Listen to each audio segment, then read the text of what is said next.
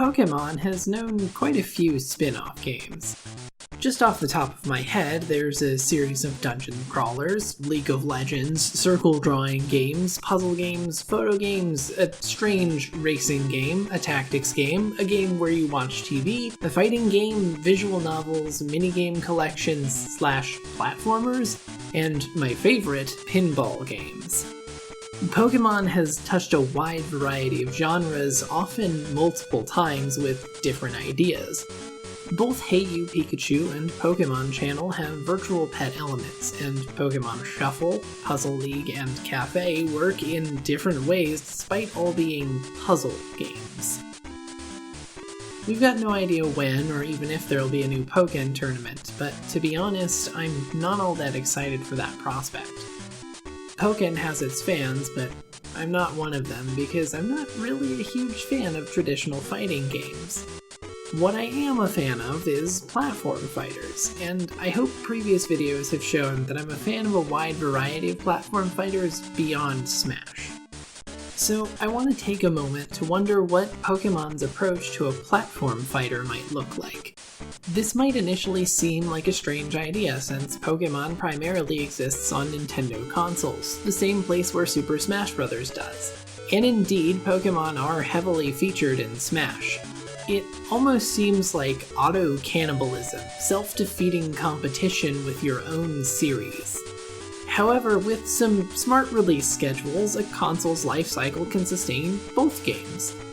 In other fighting game spaces, eventually the scene for the current game grows stale and a sequel is made.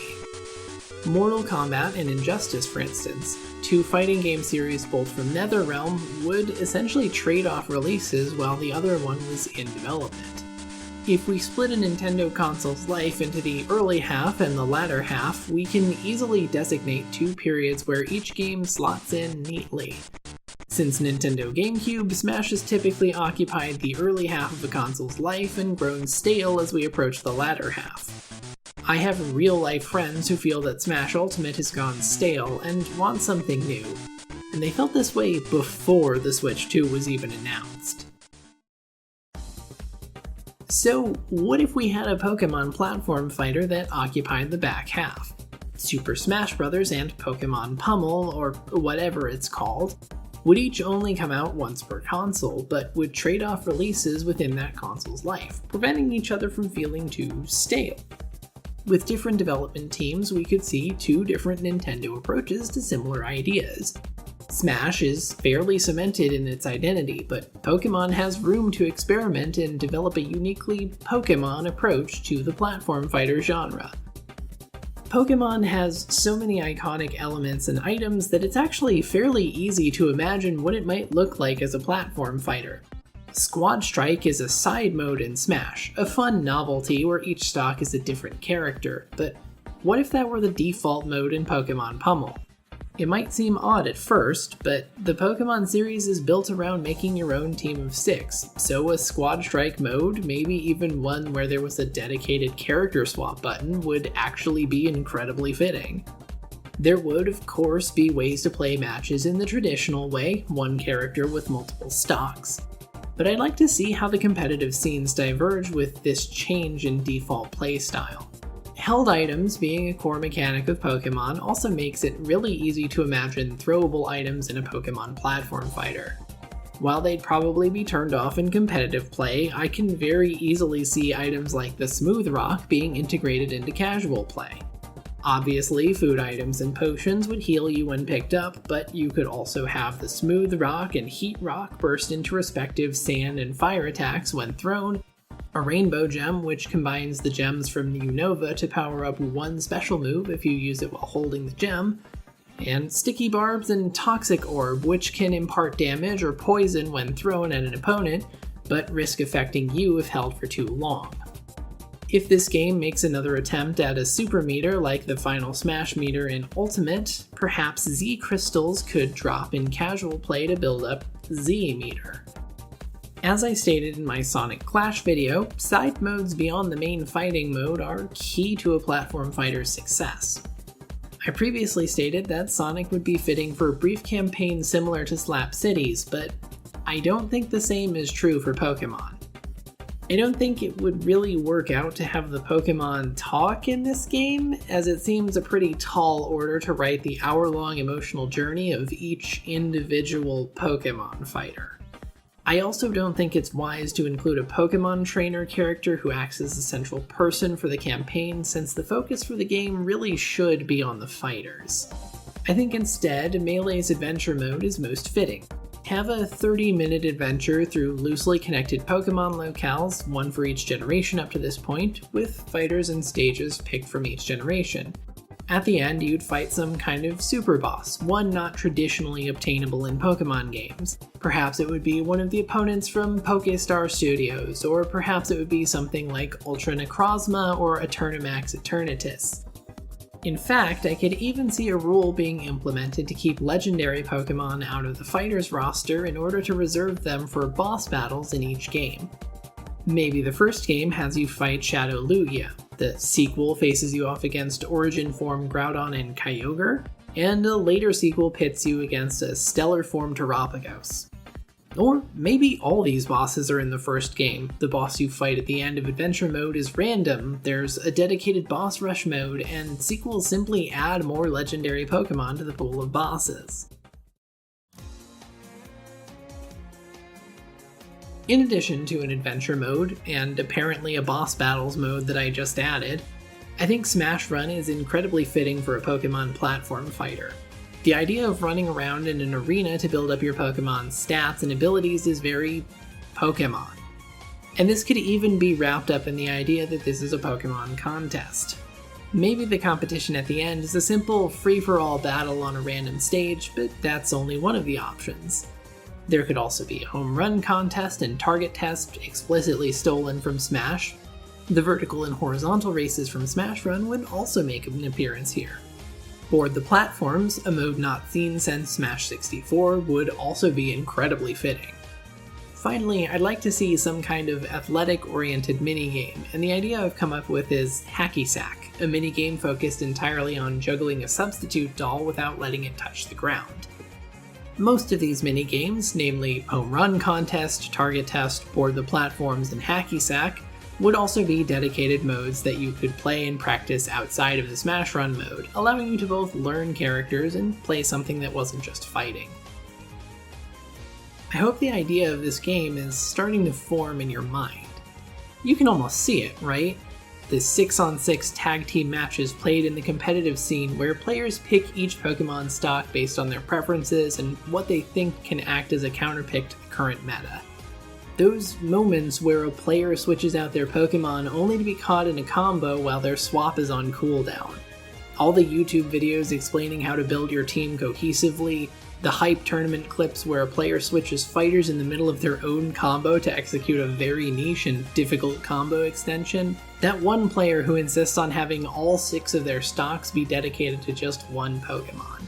If you're a Pokemon executive somehow watching this, I'd love to help you realize that vision. For the rest of my audience, maybe you're still having a little trouble. After all, I've talked a lot about modes, but since I don't have a team of animators and artists here to back up my modestly sized channel, I don't have a bunch of footage or artwork to display those concepts. The B-roll here is no doubt Smash Bros. Or some other platform fighter, maybe with a Pokemon character for thematic relevance.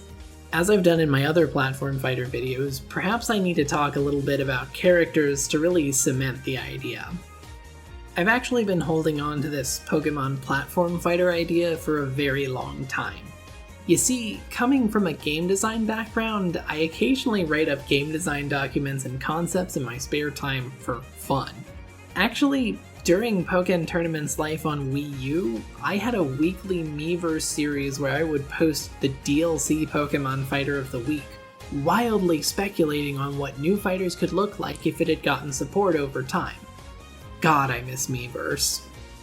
To keep that series going, I had a spreadsheet tracking my character ideas to ensure I didn't lose track of my thoughts as the weeks went by. The funny part is, again, I really didn't even like Pokken all that much.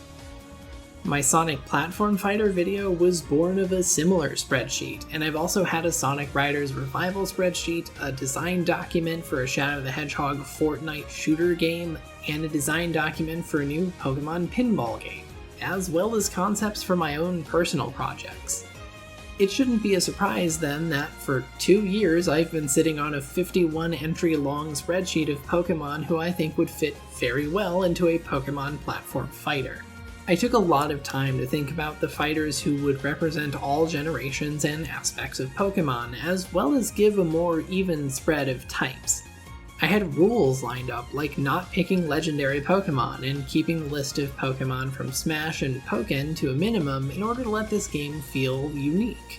Not all of the character concepts are fully fleshed out, but I did leave slots open for general notes, all special moves, and their final Smash or Super move.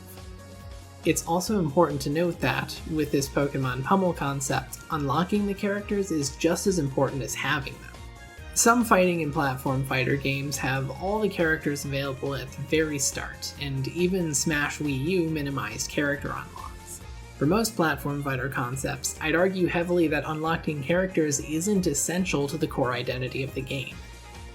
If my Sonic platform fighter had every single character unlocked from the start, I think few would complain. However, Pokemon has built its series' identity around catching and finding monsters, and so any Pokemon platform fighter, whether it be the concept I lay out or a unique effort from the Pokemon Company, must have the majority of its characters gated behind random encounters. Whether it be through side modes, adventure mode, online battles, or fighting with your friends, playing Pokemon Pummel should be akin to wandering in the tall grass. Eventually, a new Pokemon will pop out, and if you're good enough at battling, you should be able to add it to your roster. So let's get into that character roster. I'm not going to go over every character concept with even the shallow depth I did in my Sonic Clash video, since that ballooned in length and required a lot of custom assets. But I do want to run down the list here with some occasional stops to note fighters I find particularly unique. Going down in generational to alphabetical order, we start with Clefairy. Next, I picked Dodrio because I thought it would be funny to have a three-headed fighter who uses two of its heads like fists. Hitmonchan is a very close analog to Little Mac in Captain Falcon, with lots of elemental punch attacks. Mr. Mime is a more defensively oriented fighter with an echo in Galarian Mr. Mime. Pikachu is largely one-to-one from Smash to help bridge the gap between Smash and this game. I've always had my heart set on Rattata for Smash, so I included it here. This fighter has moves built around the infamous Fear strat, with Quick Attack as its recovery and Endeavor as a counter that builds up power based on how much damage Rattata has taken. To round out its specials, it also has a chargeable Super Fang and a pursuit to act like Shulk's Backslash. Alolan Rattata is also included as an echo. Sandslash has lots of rolling, digging, and of course slashing attacks, with Alolan Sandslash acting as a heavier, icier echo. Moving into Johto, Delibird is an items and projectiles oriented character who tosses icicle shots and spikes from its present sack tail. It also packs the Present attack, which has it create a wrapped present consisting of one of a few items. Iron Bundle is the heavier set echo with some variance in its moves. Heracross is a grappler, while Scizor obviously takes cues from Pokken. Smeargle I imagined as a kitchen sink character, with all of its moves spawning crude sketches of other fighters to literally copy their moves. I imagine the reveal trailer that leaned into the JoJo's Bizarre Adventure stand vibes. As a bit of clarification, Smeargle's moves would be a set pool and not learned over the course of a fight, because that would get way too complicated to implement.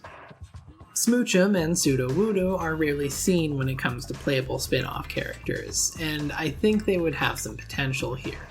I also have a bit of a soft spot for Smoochum, as opposed to Jinx anyway.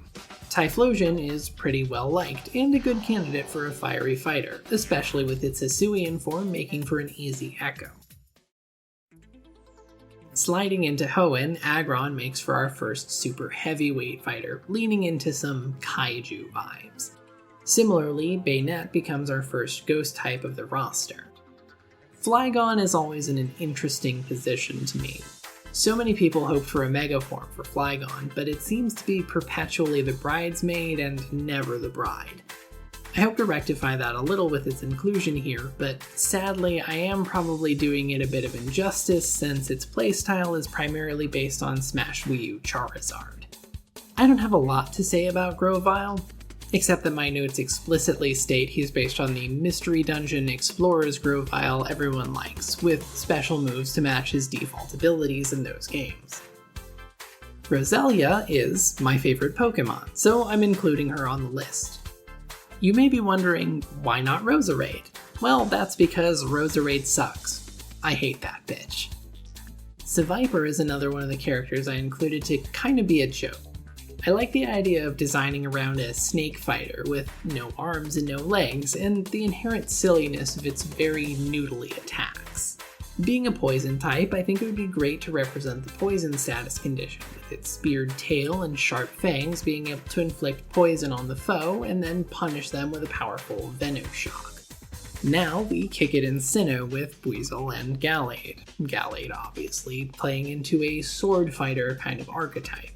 Lopunny obviously makes for an acrobatic fighter, focused on using a lot of aerial kick attacks and a jump kick for burst movement. We aren't in Sinnoh for very long though, as Monferno is our last Gen 4 Pokemon, repping the oft-maligned firefighting type.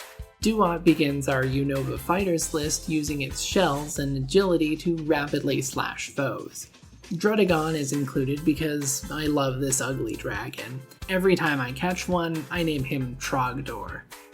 Crocodile makes an appearance because I can't deny those shades, nor can I deny its potential as a heavyweight fighter. I've held on to the concept of Leavanny as a fighter for a very long time, with the idea of her being fast but weak. She uses abilities like String Shot to slow down foes while she charges up a powerful Solar Beam or sets up a slow startup Leaf Blade. Her super move, Final Smash, whatever you want to call it, would be Sunny Day, which would allow her to fire instant solar beams for a couple seconds, turning her into a suddenly very deadly fighter. Zoroark is an undeniably cool fighter, and one I had been hoping would be included in Smash Wii U and 3DS, and its Hisuian form makes for a very obvious echo. It all comes together here in Kalos, starting with Dedenne. Gourgeist is also included because I love her Halloween vibes, and she can make for a very interesting ghost type. Hawlucha is an incredibly obvious fighter, with its design based on pro wrestling and lucha libre. You can easily imagine its stylish moves and flying press attacks. I don't see a lot of love for Meowstic, but I included it here because its different forms allow for some fun costumes, and because it can be a fun representation of psychic types. Noivern rounds out the list, obviously with some powerful sound attacks, but also with some crazy energy, as it can run around on all fours deceptively fast, crawling like the insane dragon it is. Kommo-o and Lycanroc, particularly Lycanroc's Midnight form, are iconic Pokemon to the Alola region. I also included Nihilego as a representative of the Ultra Beast since it was heavily used in marketing for Sun and Moon and has a pretty unique vibe to it. Unfortunately, that kinda does it for unique Alola fighters, as another staple of Alola was the regional forms, which make up quite a few Echo slots. Obstagoon rocks us into Galar with his rude look and punk rock aesthetic, leaning him into a heavy bruiser archetype. Continuing with the music theme, Rillaboom acts as another Galar rep. He's not Donkey Kong, but he's not Donkey Kong either. Obviously, he'll have his own unique sound and grass attacks, but I can easily imagine some shared DNA between him and the leader of the bundle when it comes to his normals. Toxtricity rounds out our band using poison, electric, and sound attacks. While I know the low-key and amped forms have some actual gameplay differences, here they're just alternative costumes. So either way, Toxtricity will be rocking out with an overdrive attack. Finally, we come into Paldea, the, as of writing, most recent region. Armarouge starts off our list, obviously going for a ranged zoner who fires powerful beams, bursts, and blasts. It was always going to be either Armarouge or Ceruledge, not both, and I like Armarouge just a little more. Palmot is a short and fast brawler who likes to rush in with powerful electric punches. I included Quaquaval because, while I prefer Meowscarada, I think the dancer vibes of Quaquaval yield a more interesting fighter. Finally, I've added Tinkaton because she's my favorite design from the region. Small girl with big hammer is always peak design.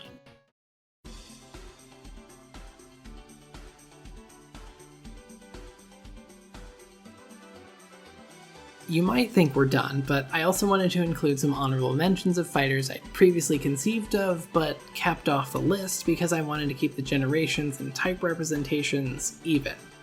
Machamp obviously makes for an easy brawler-grappler, but Kanto is almost always very heavily represented, much to the chagrin of certain fans. Tyranitar would also be a fun super heavyweight, probably acting as an echo fighter to Aggron, but I decided to focus on more unique Johto fighters. Gardevoir and Gothitelle would also be fun inclusions, being echoes of each other with some slight differences, and perhaps also being based off of a fake Gardevoir leak that was going on during Smash Ultimate's hype cycle. However, part of the theming behind my list was to include less frequently utilized Pokemon to help boost their popularity, and Gardevoir doesn't need the help. Rotom could have been a fun stance change character moving between its appliances for various stages of battle, but the electric types list was getting pretty long. I really like Lilligant and Maractus, with their dancer archetypes lending to some interesting fighter designs, but I've decided to let Quaquaval hold the dancer position. In a similar vein, I did not choose Ludicolo, who would have been based around Mirror B because I love the Shadow Pokemon duology. I really like Audino, and I wanted to see her as a fighter who applies debuffs to opponents in order to help her survive while she tries to rack up damage with weaker attacks, but sadly there was no room for her. Sock and Throw also easily lend themselves to being fighters, but fighting type is incredibly easy to represent, and they kinda don't work if only one of them is on the roster, but also feel like a waste if both of them are on the roster. Similarly, Plusle and Minun could be fun Pichu Brothers Ice Climbers tandem characters, but there were more unique electric types to pull from. Sylveon could also be a fun representation of both evolutions and the fairy type, especially with Misty Terrain acting as the stage control mechanic, but I think only including one Eevee is a hard sell, even if its skin ribbons would allow it to grab and grapple in ways that other evolutions just can't. There are also plenty of Ultra Beasts who could have been included, like Pheromosa, but I chose Nihilego because I like it the best. Decidueye would have made for a great bridge from Pokken to this game, but I let Scizor be that, and I was intentionally limiting the number of starters who appeared in the game. Finally, I would have really liked to find a slot for Dracovish as a fossil representation, as I think seeing Mr. Fish flail and scream about on the stage as it attacks people would be really funny. But with all of that said, that's where this video ends. Even rapid-firing these characters and trying not to stop too much, the script has flowed over into its 13th page. Pokemon having over 1,000 unique characters and a lot of well-known iconography makes it really easy for me to imagine how it would look as its own platform fighter series. And so I hope you enjoyed this long tangent into my concept. But what about you? Do you want to see a Pokemon platform fighter? And if so, is there a Pokemon you think should make the roster? Do you like my 51 slot roster, or do you think I'm completely off base? Thank you so much for watching, and I hope you'll watch again in the next video. Until then, I think I'm gonna go touch up on that Pokemon pinball design document that only I will ever see.